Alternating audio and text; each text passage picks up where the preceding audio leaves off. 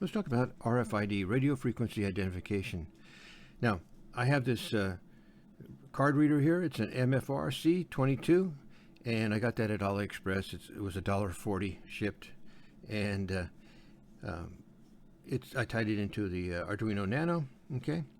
Now, what it does is it sends out a signal. This particular one is at 13.56 megahertz. Okay, and then you put a passive tag over there, and the tag draws power from it, and the tag responds by backscatter modulating the field with its UID. It's a unique ID number, okay? And the reader decodes the UID and sends it to the Arduino.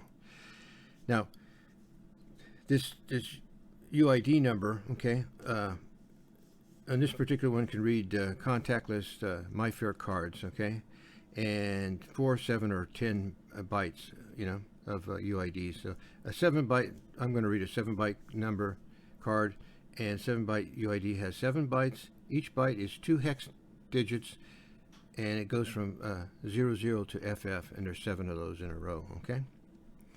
So, one other thing about, if you hook this thing up, do it with 3.3 volts, otherwise it'll burn up the units. This is only good for 3.3 volts, okay? Now, what's this backscatter modulation, okay?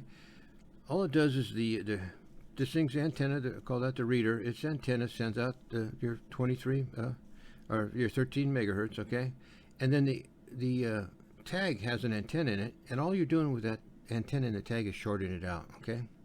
And when you short this antenna out, it changes the impedance of the transmitting antenna, okay? So, and then from that, the change in impedance, they can figure out your unique ID number, okay? Now, they have different methods of doing that. They have ASK, which is amplitude shift keying, or phase shift keying, or frequency shift keying. This unit uses ASK amplitude shift keying, okay? And it's under the ISO 14443-A communication standard, okay? Now, they just don't switch this on and off. They use 874 kilohertz subcarrier modulation to do that. They're switching this fairly fast. Now, you can have different frequencies. Some are low frequency, 125 kilohertz. This one happens to be 13 megahertz in the HF band, and then you have UHF up in the 900 megahertz, and then microwave, or 2.4 gigs. Okay. Now, these here, they can be read from about a meter away, and the UHF one can be up to 12 meters away. So that's why you have to be careful when people can steal the information on your card with a reader.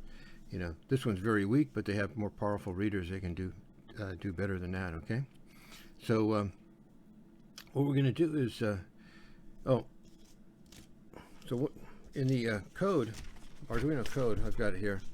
You have to include this library here, MFRC22. Okay, and then what we're going to do here is we're going to read the unique ID number, okay? And then we put that number in here in this section here. This one's just a 4-bit one, okay? And we put that in there, and then when it sees that, it'll authorize. This is a byte to authorize, and you could add more of those or whatever. Now, I didn't write this program. I cheated. I just used ChatGPT. I told it what I wanted, and it wrote it, and it worked the first time. So, but I'll leave a link to it in the description. So, here's the unit here, okay?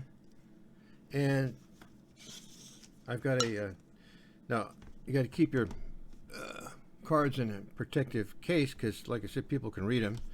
And so I'm going to, this is a bank card I have, and there, the light comes on over here, okay?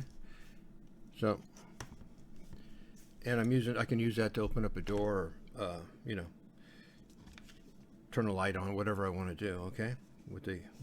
And that's just off of my bank card there. Put that back in the protective seal there. That's all there is to it. Get the unit here.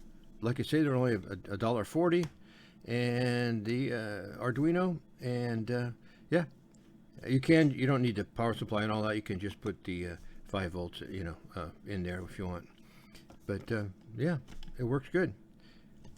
Thank you.